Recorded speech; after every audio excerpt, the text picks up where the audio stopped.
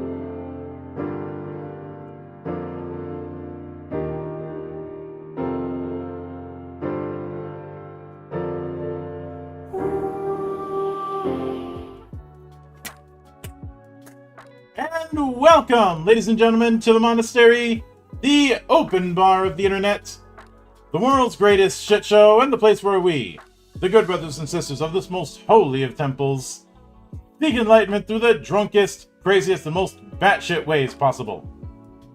I am your one and only gaming monk, better known as Mildra, and with me, I have a newcomer into the temple, creator of the game of technological chaos known as EXP, the one and only Hugh Macleod. No, there cannot be only one. How you doing today, man? I'm pretty good, thank you very much. Thanks for inviting me into the monastery. Yep. I've listened to a few tales from your holy place. Mm-hmm. I wouldn't say I'm not impaired. I'm not drunk tonight. I am participating completely sober. Mm-hmm. Hopefully that doesn't break any of the rules in your space. That's perfectly fine. But I suppose I'll start with the humble beginnings, as I often do. I'd like you to walk me through your first introduction to role-playing games and what made it stick. So I was because I've listened to a few of your things. I thought about this a little bit, and I very vividly remember. It's previous millennium, like 1977. I'm in high school, and there's these two guys that are playing this game that sounded really cool called Dungeons and Dragons, and it was Mark Kwan and Stephen White, and I haven't seen or talked to them in 30 years. But I kind of asked if I could join the group, and they were unsure. And a couple of days later, they said, "Yeah, you can come." And we were borrowing Mark's brother's white box set. He was in university at the time, Mm-hmm. and the dice. I fell in love with the dice, and they actually had a couple of miniatures as well. So it was just such a completely different thing in the basement of Mark's house, playing on a ping pong table all around, trying to understand the rules in these little folded books, and that I was hooked right from there. I could play. I probably played every week from that point on. But what really exploded it for me was when I found a game called Metamorphosis Alpha, and Metamorphosis Alpha morphed into Gamma World, and that is all we did. I ran Gamma World for my pack of friends, and of course, like all young folk, we start changing things around to the way we want them to work for us, and that is been going on for quite a few years now. Yeah, and I can understand that. And it's funny you mentioned both Metamorphosis Alpha and Gamma World, because some years back, James Ward was on the show. Really awesome guy. I miss him. Wow. Was a class act to work with. And was able to talk with him about some of those early days. I will be tracking that interview down, and I'm in awe of that. There's two things that Mr. Ward did, and I've never met him. For the game, is Gamma World was much better organized than D&D was. And it was actually quite playable because the presentation of the very first book was laid out in an order that made sense. Mm-hmm. As you're well aware, and all gamers are, those first three books were pretty random in that little box. And so those are two things that I think Mr. Ward contributed to the world. I've talked about this plenty of times, but I look at stuff like Metamorphosis Alpha and Gamma World as some of those first salvos towards shifting away from the wargame mindset and into things that were dedicated role-playing games. And I do count like White Box D&D as something that still has some of that that's the wargame DNA hadn't been fully phased out. The idea of a full-on role-playing game hadn't quite manifested yet. Yeah, the other thing that was what I felt was done with Gamma World, and had been done with Traveler around the same time. Was that they sort of had a mythos involved in it as well. So the story's impactful. It is post-apocalyptic, somewhat gonzo type storytelling, but it was about a story. And I agree with you, stepping away from the purely tactical. Like, we played Chainmail, Boot Hill, and whatever they call the box set. I guess they call it the box set. Might have a name.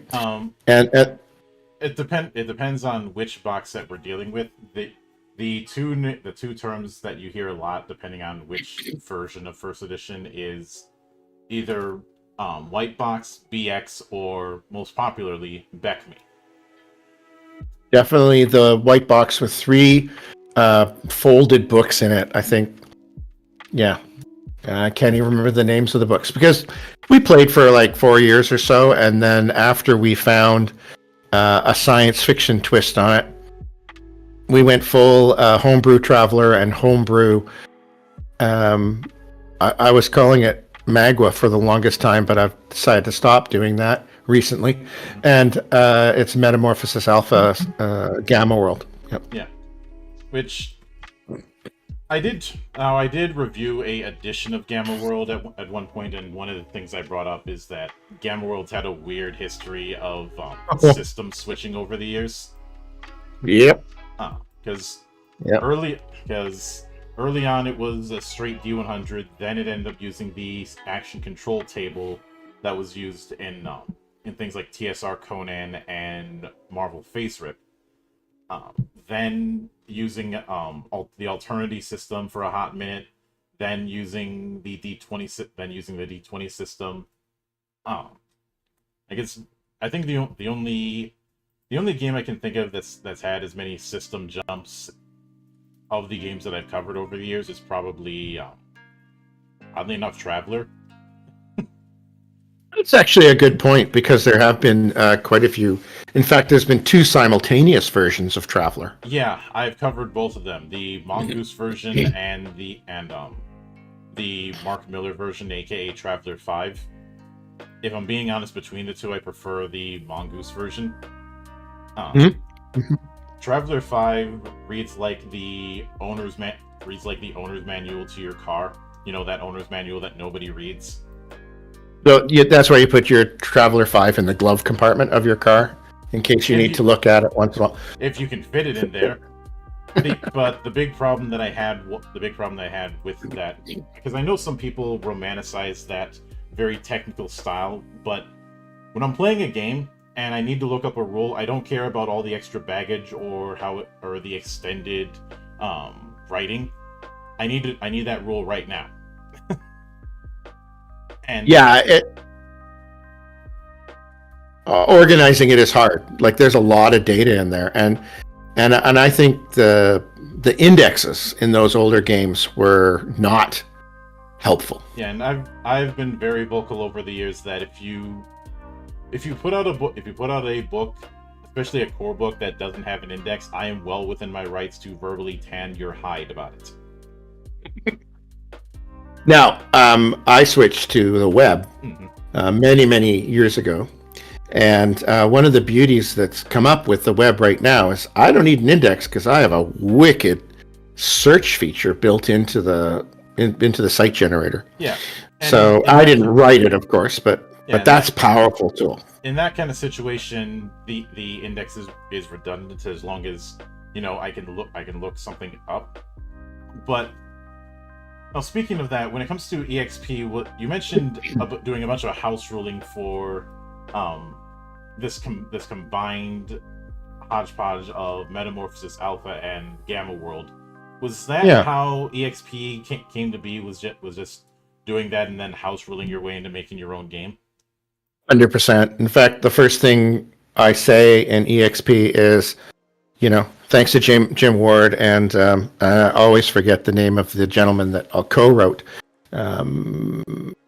Metamorphosis Alpha. I don't pretend I don't think you'd recognize it anymore. However, that's fine. I believe in giving credit where credit is due. Some of the mutations have the same names, actually, as some of the mutations from Metamorphosis Alpha, but, out of respect, they're completely rewritten for all of the edgelords that I played with in my 20s. That required a lot of stuff that is been carved out in one of the latest versions, because it's just like, oh my gosh, I know exactly why those 3 sentences are in there, because some min-maxer had managed to convolute what is, a useful mutation into a superpower. So yeah, everything's been rewritten, but definitely some of the names still exist, like weight manipulation and teleportation and telekinesis. So yeah, but that's about it. We really went after a reductionist process. We removed, the first things we removed were alignments. Like, we didn't understand alignments, and I don't think Traveler had them either. I did, and yeah, it didn't. Yeah. So there's a lot of stuff but we actually didn't really play Dungeons and Dragons for versions 2, 3, 4, or 5. We've been playing our Travelers and our EXPs and stuff like that. And when I say we, that's myself and a band of friends, and then the extended group of people, mostly around Vancouver, that were also playing it with hard copies, drifting around. And at this point, I keep no records. I have no idea how many people tap the game online at this point. My goal is to be an influencer, to not keep track of those things. It would be nice to know. It would always feel good to know that it's making people's days a bit better, or their lives a little bit less worse. Mm-hmm. But it is free and open source. You can get access to it right on the intertubes, by just surfing to it. If you need to fork it, the entire game is on GitHub, and as ASCII doc markdown files that you could fork and edit to however you see fit, and all the instructions for building your own local website of it if you needed to. So that's been one of the greatest things in the technology over the last 5 years that I've been able to change, and most of the changes have been technological. The WordPress sites couldn't keep up. They became a bit burdensome and clanky, and then so basically from about 2010 on, it was WordPress, and then we switched to this document management system called Antora Docs, and that allows you to write out all these documents, sync them up to GitHub, and then run them through a processor that creates a website. And then I haven't managed to automate the last step. I hand bomb it up by FTP, and that's how the site's kept up to date. Mm-hmm. Yeah, I can get that, and I have been pushing more for TTRPGs to embrace digital tools. I know virtual tabletop exploded in part due to the pandemic. Though, if I'm being honest, it was just the pandemic was just an accelerant. But there's still a lot of folk in the tabletop space that aren't fully exploring digital tools. So the idea of putting things up on a site is definitely appreciated. Now, with that in mind, I think one of the things that I find interesting is that you had set it up as having a somewhat modular approach to its mechanics, splitting it between a kill a die mechanic in a tactical sense and a 4D2 in a theatrical sense. Mm-hmm. What prompted that particular kind of split? Since a lot of games, when they have a resolution system, they'll have this one sole resolution system for the Rome that everything is built around. Yeah, I respect that decision. I think a lot of the stuff that exists in what we call the tactical system, or the ROL role-playing system, is a lot of its legacy. The kilo die mechanic was something that I came up with a very long time ago, because we were playing an extremely when combat happened and we weren't doing story time, it was extremely tactical with models and hexagons and ranges, and folks really loved the fact that you could like get +5, and that was a very granular adjustment. And if you gave that granular adjustment and something happened because of it, it heightened the drama of the combat, basically. And then some people don't like arithmetic, and so I would set up a different system where we would just have one dice system to rule them all. So you would do an outcome with the 42 mechanic, which is just a play on words, a nod to Douglas Adams. And and that would just tell you what the outcome was described, and it was up to the players and the referee as an additional player to decide what the outcome is. So it's either really, really good or it's really, really bad. Yeah. However, most often, because of this lovely mechanic that someone actually just said, why aren't we using this mechanic, this opposed 2d6 system? Because it has a really nice organic arc, and the most common thing that happens is 0, which is quite an interesting twist. Because I've grown up and made most of the games so it's like roll high, beat a number, thing happens. I love the story component that a lot of games have, where you can have a half success, or like this kind of worked out but not really to your favor. So I decided just to have them completely separate. If you want to go full out tactical for your combat and literally tactical for your task rolls as well, then you can use that system. And hopefully, if it's written properly, you can use the same vocations, which would be called classes everywhere else, the same family types, anthropomorphs, robots, and aliens, and then all the technology interchangeably between the two. That would be the goal. Now, and with the setup that you have, is this an aim high or is this an aim low? For the rolls, yes. In the roll system, aim high for everything. There are a few instances where like there's a 3% chance this will happen. So if you want it to happen, you roll low, but technically that should be desire agnostic. So yes, roll high. Attribute rolls work around a d20 plus your attribute, and you want to roll high. Task rolls, you roll a d100, you want to roll high, and you create your competency. And that's actually a clear leftover from Gamma World, which is like, it's a table response to figure out what the target number is. You can do it arithmetically as well. However, most of the time it's easier just to go difficulty 11, competency 14, and then find the number. It's a little bit faster. Yeah. And with that kind of thing in mind, when it comes, I know we talked about the war game element. Would you say that the ROLL end of the mechanics is more for people who want that granular, on a grid kind of combat? Absolutely. I run both of them at the same time. I have one group that just doesn't want to do, like, even the arithmetic of subtracting 12 from 12 is a bit too much for them. And then other people say, no, we want to like have hexagons and models and and grind it out. And then people flip back and forth between the two. I think it would be hard to like take a game where you've invested a ton of, say, data collection into the role-playing system for dice, and then try and switch it back to the role-playing system for playing out the roles of the characters.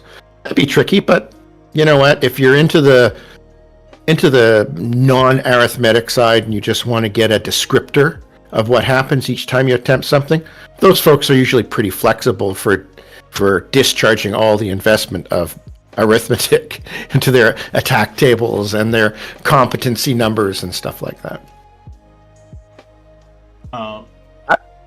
Yeah, I can certainly get that. Now, with that in mind, given the fact that this is a game that is described as technological chaos, I just looking at some of the notes and like the vibe that I get is akin to pulp SF. You know, especially stuff like the Martian Chronicles or any pulp sci-fi story that I would have read that came out of like the 70s or 80s. Was that the direction that you were going as far as not necessarily setting per se, but aesthetic? I think so this is an interesting little tidbit of history. It wasn't originally called the Game of Technological Chaos. It was called the generic science fantasy RPG. Mm-hmm. And then around that time, a company released a game called GURPS. So I said, I guess I can't use generic. And that's okay. GURPS is fantastic. It's an amazing accomplishment. I have a soft spot for Steve Jackson games for so many reasons. And so I just... is the only game company to get raided by the Secret Service. It's a staggering story. I got to hear him tell it. Like, I just... Yeah, it's just an amazing story. I think some of the folk at Steve Jackson Games have talked about it at cons. I remember a video where they went into some details about what happened, and they've talked about it on their site. You're probably aware of what started the whole thing. I think it was their game Illuminati, wasn't it? No. What? Oh, I don't know. Then it was. I would love to hear. It was GURPS Cyberpunk, and because it had rules for hacking.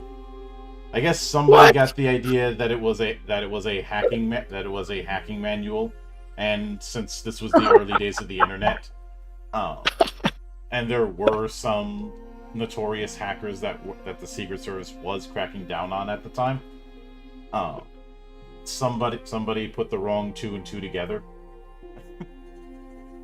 They got 2 and 2 together and got 1-0-0 or something like that. It's unfortunate because they were really hurt by it. Actually, it really damaged them because they lost all their computers and everything. So that's how the Game of Technological Chaos came from.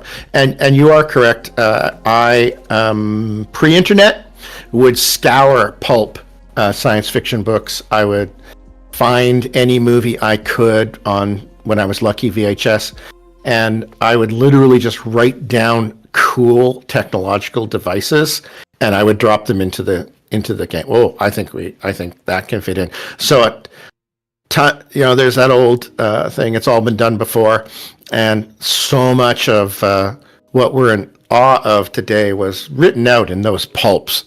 Those folks were banging out weekly science fiction stories like nothing else, and there's all kinds of like monofilament wire and so many things that just appeared first there. I find that fascinating. Reading is not one of my skills, so I was mostly into film, and there were no audiobooks in those days. Now there's lots of audiobooks. That's one of the things I do like about having a web page is the screen readers for web pages in the Chrome world are very strong.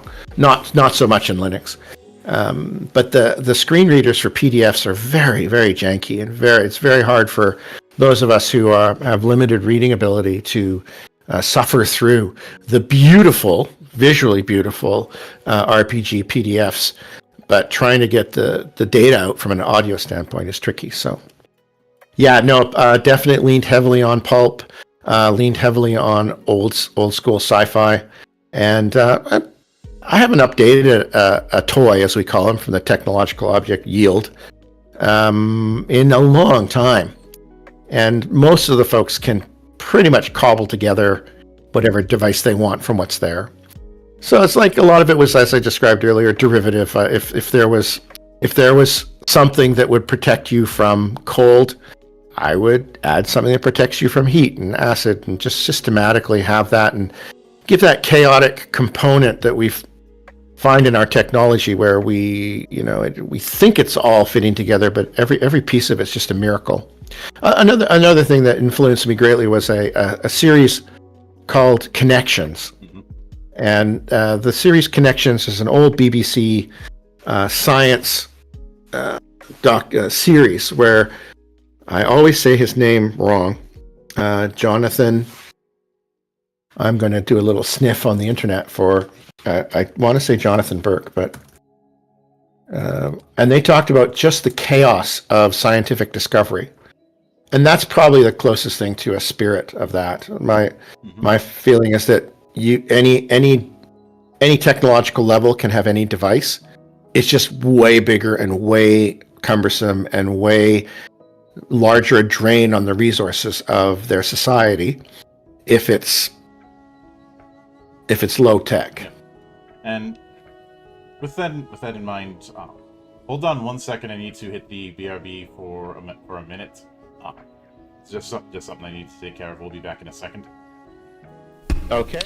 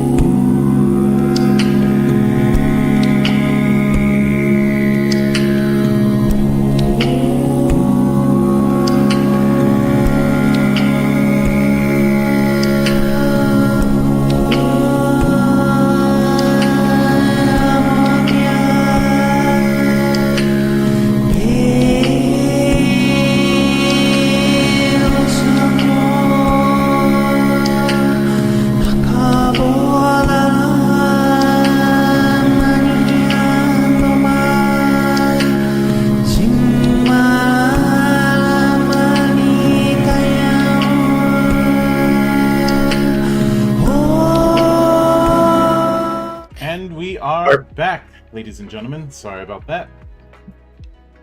So that was an excellent advertising break.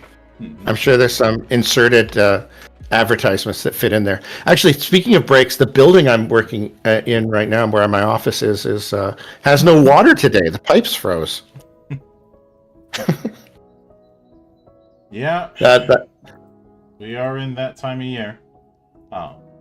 I would have expected people in your neck of the woods to know better that this is going to be a thing. Jesse, the landlord, was shocked by it. He's not entirely sure. So I took the moment to search up Connections, 1978 documentary series by James Burke, who's a history, science and technology. Spends a lot of time looking into how oldie time sciencey things advanced, like canning and refrigeration and weaponries and bombs and stuff like that, and how all of these discoveries so many of them were completely by accident, and many of them were horrendously wrong. Sorry. When it comes to the vocations, I did look at them, and some of them are what I would expect. But I think there were a few that I was a bit curious about. One of them being Knight, which you spell Knite. Yes. I'm guessing that is meant to be your Space Knight equivalent, your Jedi equivalent, that kind of thing. Yes, mystical warrior. There's a little bit of generic mythos behind them. They have like a dark and a light side, or in this case, they have a chaotic and an ordered side. The chaotic side would be... So it's the only place where a little bit of alignment comes into play. They're not very common. They are powerful. And so, yes, absolutely. That was not part of Gamma World, there were no vocations, or as we would say, classes in any of those things. Yeah. So one of the things that this is old timey. it harkens back to a day when people would create their characters by getting out their dice, rolling the dice, and seeing what they could be. It's a bit of an anathema nowadays. I think a lot of people would prefer to build their characters. We have experimented with point systems in the past, but say the campaign I'm running right now, where people are looking after malfunctioning farms, I just let them pick whatever vocation they wanted. And that doesn't hurt anyone. And I make sure that people are happy with their characters. After we play for a little bit, I'll check in and say, "Are you guys okay with these personas? Like, are you having fun with them?" And you can change anything. We're here to have fun, and mostly tell goofy stories. Yeah. And when it comes to that whole build first or roll first kind of thing, I've never seen one as better than the other. I just look at them as two different philosophies. Though both of them have their upsides and downsides. For me personally, I end up using the build first, largely because one of my players is handling the character art, so it's kind of important. It's kind of important to know what sort of things she's drawing beforehand. Character art. I heard character arc. Yeah. Oh, absolutely. That's awesome. I mean, if you have someone coming up with your art. Been working with artists for 30 years, and they can convey so much information. And I'm actually glad that there's a vocation system in this instead of full classless, because don't get me wrong, there's plenty of classless games that I like, but there is one price that ends up happening with that, and that is that it's very easy for a classless game to suffer from analysis paralysis. I don't disagree, and yeah, I like all games actually. I'm fine with classless. I'm fine with diceless. I'm fine. Certainly not in the habit of I'm fine with disting both, any. But yeah, I think when a lot of people are advancing one or the other, they need to be honest about what the upsides and downsides are. Yeah, exactly. A lot of the people I'm playing with right now, like. When this started, this was the only way you made characters. Like point systems, I think one of the first point systems I saw was maybe Champions, a superhero game from olden days. Yeah. They weren't common. And it's really, I actually think it's way harder to do a point system that works than it is to do a roll some dice and, roll around and find out. I think it depends on context. Like if you're doing full freeform point based, then you're gonna have the worst cases of analysis paralysis with folk. If a lot of games I've seen that use some sort of point system do not go full form on that, but rather a structured kind of point system, i.e.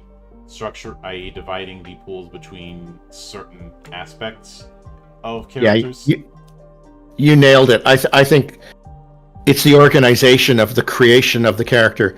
This is where the points are going for this step. Yeah. And then this is where the points are going for the next step. Mm-hmm. However, there's always that, I don't know, it's not FOMO, but you always kind of look back and go, oh my God, if I'd put those points here, and now put these. So yeah. it's if you have some traits of OCD, point systems can be harder. Well, but that's something that I don't think any designer can really design for, because they've got no way of knowing that. Yeah. Right now, I'm playing. Half the people I play with do improv comedy, mm-hmm. So having an intelligence of 7 is like, wow, this is going to be fun. Mm-hmm. There's and because we are story based, even though when we get into combat it's very tactical, but it's all about the story, and so people are pretty good. I always check in to make sure people are happy with their personas. Like that's why it's fun. I'm playing a Mithras right now, which is super point based. Oh, yeah. I've covered. Yeah. I've covered Mithras. I haven't covered Mithras Imperative yet. The redux that they did when they jumped onto the Orc license after all of that happened 2 years ago.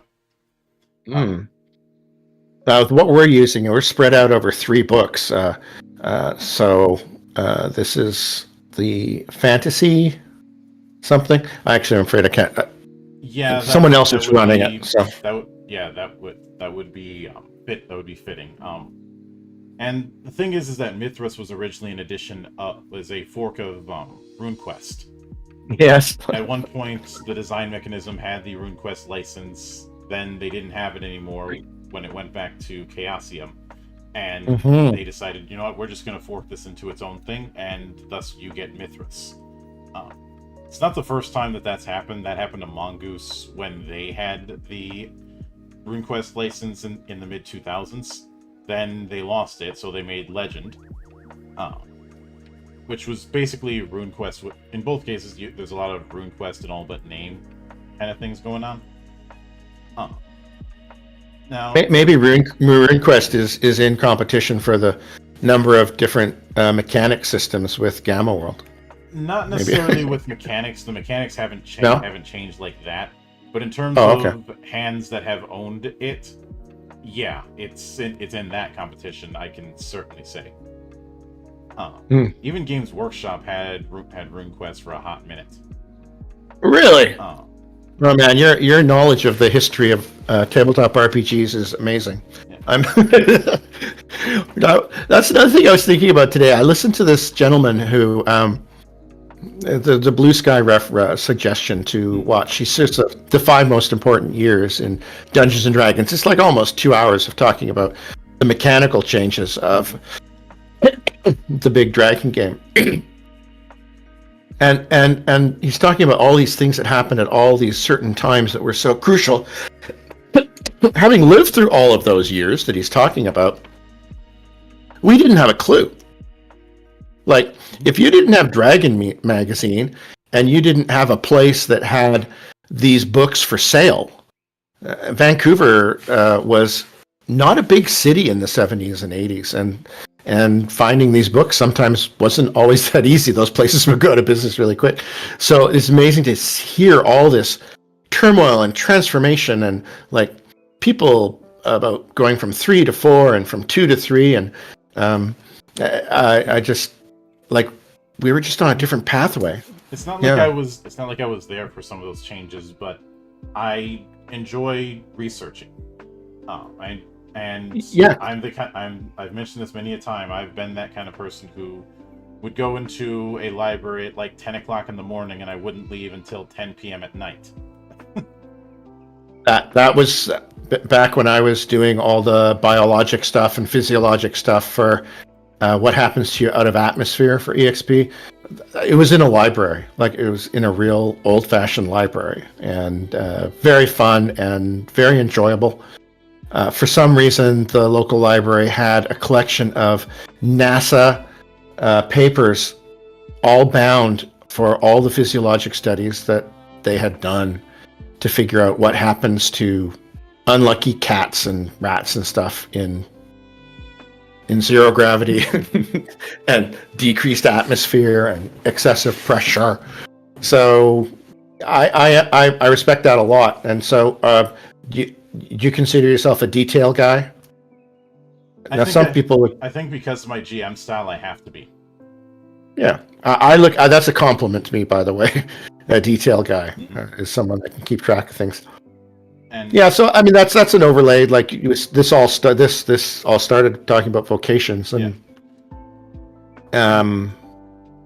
Because I know it's tempting to refer to them as classes, but what you have here is more akin to archetypes, which is something I'm more fond of, anyways. Archetypes are kind of a midway point between freeform and classes. There is a general direction, but there's a lot of width to it. And that's definitely part of the generic component when this was all first being written in the mid '80s,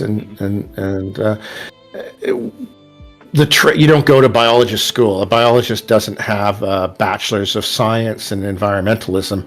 The biologist vocation is someone who is part bird watcher and likes to find out about alien creatures, so I didn't want to this is not like I think that Traveler is bad in any way whatsoever. Traveler is very much, you're going to this school, you're going to Rogue School, you're going to Marine School, you're going to Navy School. That's where you learn these skills.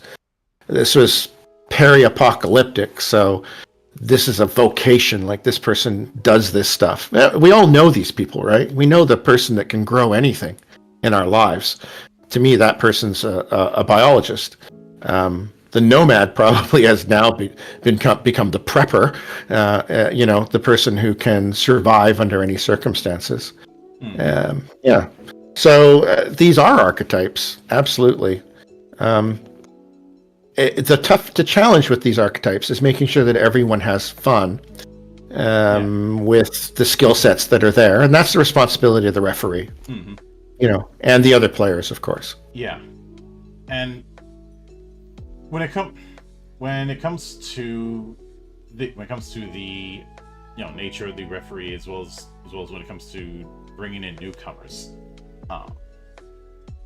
I've often found that it really comes down to giving them proper teaching tools. I think a lot of people, because they got their start with the notion of, just throw them into the water and sink or swim. They've gotten the idea that's just how you're supposed to teach people. Ugh. You wouldn't do that if you're teaching somebody how to swim. You wouldn't just throw them into the deep end of the water and tell them swim, damn it. Not in this century, anyways. That's for sure. Yeah. Especially since you run the risk of them just leaving and not coming back. And I agree with you. I think onboarding is something I learned. I would say we were terrible at it initially. Right now, what I think is a gift to everyone in the TTRPG space, as well as a curse in the TTRPG space, is that everyone it's pretty hard to find someone who has not played or does not know about Dungeons and Dragons. And that's a blessing and a curse at times. Yeah, I borrow from, like, this is like rolling a d20 to hit, or this is like a feat, or this is like a class. I have no qualms using a common language, and that's a great jumping off point. In fact, lately I've started describing it as, it's Dungeons and Dragons with aliens, robots, and mutants. Mm-hmm. And then people instantly know what it is. I don't have to have any... In the past, well, actually, there was definitely times where you did not tell anyone you played role-playing games. You did not publicly let anyone know that until you knew they were into it, or it came up in some other kind of thing. But now it's de rigueur. I mean, parents are worried if their kids don't play role-playing games nowadays, whereas the Satanic Panic was real. It was... It had nothing to do with Satan. I think it had everything to do with limiting kids and telling youth what to do. But we got through it, and now role-playing games are fabulously everywhere. It's lovely. Mm-hmm. Yeah, I can certainly get that. Now, with that in mind, this has been a project that's been iterated upon for several decades. Were there any concepts or any designs mechanically that you had introduced early on, but as time had gone on, you had kind of either phased out or folded them into other concepts? Absolutely, yeah. One of the ones that stuck around the longest time is there's anthropomorphs are, I guess you would call them furries today, but the anthropomorph is the standard humanoid. I felt that having aliens and robots, they're hard to play as a player. So I wanted to create a thing that was completely different, but humanoid in nature. So it had hands and face, and you knew how to, you had a paw, but it functioned exactly the same as a human hand. Mm-hmm. And one of the things that was in the typewritten versions, even before I started using a home computer to do DPT, desktop publishing, had I think it wasn't called a racial preference table, but it was called a anthrotype preference table, because a long time ago, Dungeons and Dragons had this like matrix where if you were a dwarf, you didn't like elves, and humans liked elves but not dwarves. And I don't know if too many people recall that. I do. I probably would have been more a fan of that if D&D didn't if D&D didn't have this problem of playing half-seas regarding what kind of fantasy, what kind of setting it is. I know people will bring up Greyhawk, but the thing is, Greyhawk isn't explicitly mentioned as the setting of D&D within the like player's handbook or DM's guide or the like, so I can't count it. The fact that it was in separate books most of the time isn't something I can give a pass to. You know, it's like the whole if the die rolls off the table, it doesn't count. The whole I've heard a lot of people throw the word implied setting around, but I just see that as window dressing. They're loaded, right? The fantasy world is loaded already with the knight, the magic user, and the dragon.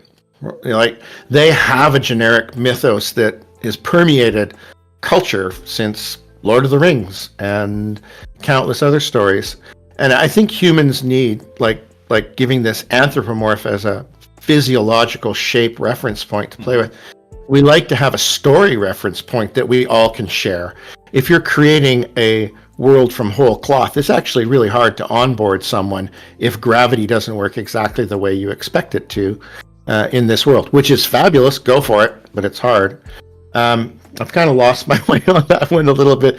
Your original question was things that we had dropped or changed, and I decided to look through the 1994 PDF, 1993 PDF, and not too much has actually changed. I think I've simplified it. I've improved the writing.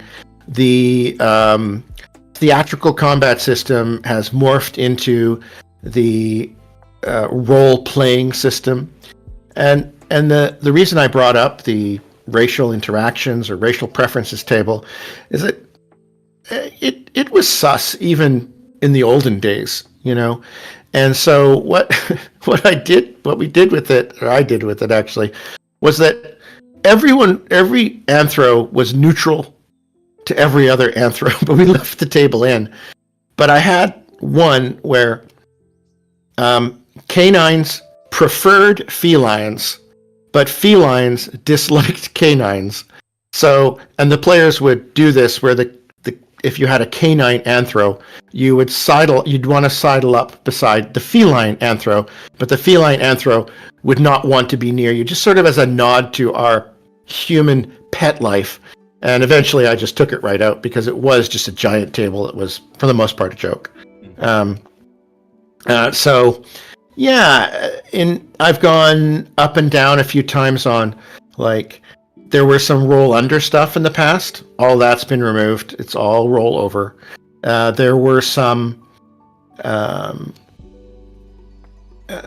like, I vacillated a little bit about tasks. So you have attack rolls, which are D1000. We're locked into that. That's our point of difference. It's fun. It adds silliness and drama. And then, but the task rolls, I always felt doing things that weren't combat didn't really get enough attention. Not that we need to make it so complicated. So it was a D100 initially, and then it was a D20, and then it went back to a D100. So there's been some vacillations in there. One thing about a D10, a D20, a D100, and a D1000 is they're very interchangeable. You could immediately switch everything to a D20 with very simple math. And there's a few tables in there for people that just want to use D20s. Some people don't want to use a D1000, especially when they didn't exist for so long. And now actually you can get a D1000. This gentleman has created and patented a dice that you will roll and it will generate 1 to 1000. It's big, it's funny shaped, but it really works. It's quite an amazing feat of engineering. And so we've been using those. They're fun. But people really do like to roll 3 dice when they make an attack roll. And some people will be very dramatic about it. They'll go the units place first, then the tens place, then the hundreds place. No one will know if they've scored a successful attack roll or not. And so there's definitely been vacillations, mostly in simplification, I think. Because my writing was really so bad that things once you go to write things. Another thing I've learned is if you go to I've written tons of Python code to create personas. If you install Python, you can download a persona generator that will create everything from bespoke referee personas to fresh random personas, aliens, robots. And when you go to take a concept that you've written to be played at a table and try to turn it into code, you learn a lot about really bad decisions on your writing side. So I think a lot of the changes that I've made over the last 5 years have been looking at the Python code and going, this is crazy. Why is this so complex? And go back and then change the rules to make the code easier, but also better for everyone. So very dynamic. Yeah. And right now, I don't know how many years we've been on GitHub. You can actually go back through and see all the changes. They're all recorded because every time I do an update, I push it to Git. So. And I have links to, I think version 4 is a downloadable PDF. 2 other versions are available in slowly decaying WordPress sites from about 2010 and 2018. I hope that answers the question. But it's not near as dynamic as everyone thinks. You think, if it's been changing that much. No, I play a lot too, right? Yeah. I made it to play it and have fun, and sometimes letting something stew for a while is you learn a lot. Like why is this dumb rule here? And then all of a sudden someone will do something. You'll go, that's why that's there. Just to make sure it's more fun. I wish I could think of a example. I can certainly get that, and that's pretty common. I know that some look at the edition changes in, say, D&D and think that's the standard. Not always. A lot of times, a new edition is just a massive cleanup operation of what was already working. Absolutely. Very, very rarely is there a massive overhaul. And there's obvious reasons for that. I mean, you don't want to alienate too much, but there's also the fact that those kind of overhauls are going to require a lot more work than just refining and clipping out stuff that for one reason or another isn't working. Incremental change is fine. Yeah, going fast and breaking things isn't always the best way to go. Yeah, the equivalent of... Now, sometimes you need to do those overhauls because something just really isn't working and it's got to get blown up. That's just the nature of the beast. Eventually, every writer comes to a position where they put themselves into a corner and the only way to get out is to hack off one of their legs. Figuratively, don't. Of course. What is it? There's a harsh term, but don't be. You can't. You got to let your darlings go. I think looking back at the anthropomorph type preference table, just basically there was a time where that joke just wasn't necessary anymore, and some people were quite revolted by the possibility of racial preferences, but it was always a joke. Yeah, I understand the purpose that it has, though. Where I come from on that is, it's one of those things that's going to come into conflict if you're trying to go for a generic kind of setup. It's mythos, right? If like the felines don't like the canines, you can't just have a table for it, Mm-hmm. you want to have a reason.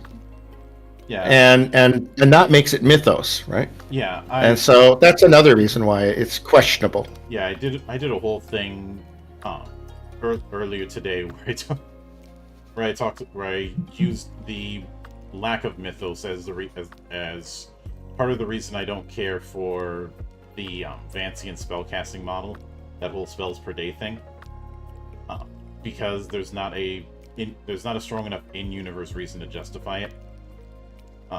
I know. Right. Okay. I know some people have. I know the whole implied setting has been brought up, but those are all external reasons.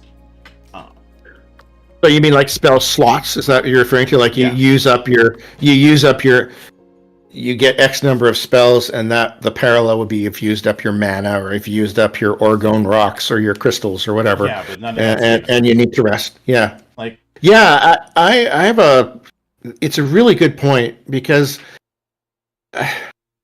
one of the things I have added a lot over the last 5 years has been literally, it's called a generic mythos, because people need a reference point for this stuff to work. But the way I've approached it is you can either focus on a particular specific setting, or you need to focus on a vibe that can be interpreted in the way that a table wants to. As essentially the blue bucket of Legos that everybody had as kids. But you can't do both. If you do both, you end up failing both sides of it. Yeah, I think partially because I'm not a very good reader, and my memory is not as impeccable as some other folks, and so I find huge mythos just complicated. And what I found over the years is very few people really lock on to all the details of the mythos. And I think doesn't mean I'm anti-mythos. Players would like to have a word with you. Yeah, no. However, that's mythos heavy.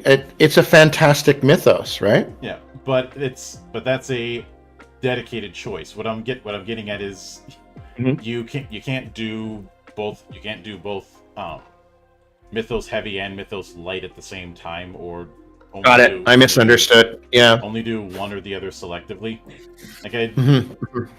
People often tell me, "Oh, you can use D&D to run any kind of setting," and to that I say, "And why does so much of the stuff in the books lean towards Western Europe?" I know homebrewing is a thing, but homebrewing shouldn't be used as a crutch, or as I've called it, a spice. A what? A spice. A what? Spice. I think everything is a homebrew, though, to some extent, just from interpretation of mythos. I think also it can be, but yeah. The reason why I say it's a spice is because I don't think it's a good idea to rely on homebrew to the point where someone's not homebrewing anymore; they're a backseat designer. Right. Rifts has been my whipping boy for this kind of thing because of how many Rifts, like the Rifts, yeah, RIFTS, yeah, like the original one that came from what's the name of the game? Palladium, and Palladium. It's been my whipping boy for multiple reasons, and that's one of them. But now, getting back on to the heart of the matter, what do you have planned for the future when it comes to EXP? I really should start taking it to cons. That's probably what I should do. And sales, clearly, it's not a fun part of it, and not even a necessary part of it. I just like it to be known as a reference point for people that want to explore science fiction type games, or even I've had a couple of people use it to get through story blocks for writers that aren't even playing the game. Like, oh, I don't know what's happening here. I'll just roll a random toy, and oh my gosh, this is a pair of jet boots. Oh, there we go. I've got a way to change my story. There's a lot of tabling in there, so I guess everyone wants their work to be seen. For myself, technically, I would like to keep making it better written. There are a few parts of it that need more thorough playtesting. Everything's been playtested, but some of the playtesting is pretty stale, pretty old. And there's actually been some extensive rewrites with limited playtesting. I'm going to get into a spacecraft type campaign coming up that will help do some playtesting in those areas. Yeah. So, I also would like to make the tools that decrease the crunchiness and increase the fun more readily available. So right now it's Python scripts that are command line run, and not pure command line, like it's a terminal interaction. And I've just found the technology jump to take those to the web just a bit too much for my skill set as a solo dev. So I'd like to see those be more approachable and usable by people. Yeah, that's kind of in general where I'd like to see it go. And the other thing I've always really would love to do in a fantasy world, if I had resources, would be I'd like to tie a lot of what's been written back to real world stuff. So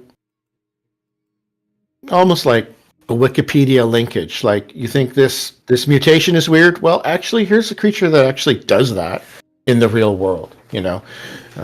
You think a sonic attack is a fake thing? Well, here's a creature that actually generates a tremendous amount of force by snapping its hind legs together and breaks shells with it. As just a reminder that as fun and weird as this alien science fiction world is, and the experiences that we as people are having in it, the real world's pretty weird and fascinating as it is. You ever seen Deep Sea Life? There's half of your sci-fi monster manual as is. There you go. So if there's yes, absolutely. Like, I can't remember what the name of the fish is that literally has a glowing globe in front of its head, like just out on a pole. And if you had that in a anglerfish, thank you. If you had that in a game, you say, well, that's ridiculous that someone has a lantern sticking out of their head. Well, we've got lantern-headed fish living in our mundane Terran planet now, and yeah. And so I've made like orca-like species, and I've had them be somewhat asshole-ish because, well, real-world orcas are kind of assholes. They do what they want. Just punting around manta rays or seals in like 40 feet into the sky just because they can. Have you followed the weird story about having the salmon on their head? Yeah. On the what? And that's another fascinating thing. Like, things that just seem completely like, what is the reason for that? And I could run several sessions just based on that, just for fun. But with that said, I do want to sincerely thank you for taking the time out of your schedule to come all the way to my temple and enjoy the madness that happens around here. Well, it was a rough teleportation. I think I scrambled some of my DNA, but it's been completely worth it. Being Cronenberg, I would take no responsibility for that. If I Cronenberg, you're in more trouble than you can imagine. Yeah. Anyways, no, thank you very much for taking the time. You've looked at the material, you had interesting questions, and I really have enjoyed all of your dev discussions, because it's mechanism based, and at the end of the day, I love the mechanics, and that's why there are so many and such a burden. And my one thing I always say is, don't let the rules get in the way of fun or a good story. And if you're finding trouble using something, don't use it. Use something else. Rule 0. That's rule 0. That's actually, I like that description. Rule 0. Mm-hmm. Anyways, I really appreciate the time that you've taken and guiding me through my first experience on Discord. Mm-hmm. I actually had to install it on Linux, and so thank you very much for that. Oh, yeah. You've expanded my world, that's for sure. Yeah. And I got a bunch of people that want to hear this too. See, so they can mock me for things I said wrong. And the people that end up hearing this afterwards, I hope they stick around for all of the shenanigans that happened here. And absolutely, because there's always plenty going on here on the open bar of the internet. But until then, on behalf of the good brothers present and not present, my name is Mildra. I am your gaming monk. Stay fucking frosty, everybody.